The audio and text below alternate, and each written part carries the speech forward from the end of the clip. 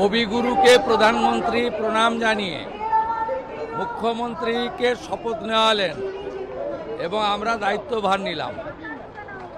বাংলা বাঙালির সংস্কৃতি কবিগুরুর চেতনাতে, কবিগুরুর ভাবনাতে হবে, তার আজকে শুভ সূচনা।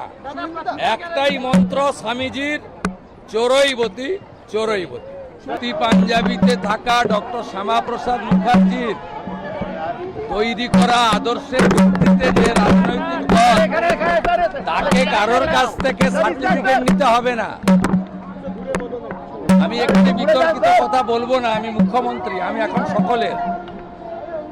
আমি চাই শুভবুদ্ধির উদয় হোক। আমি শুধু বলবো যারা এখনো সমালোচনা করছেন তাদের চৈতন্য উদয় হোক।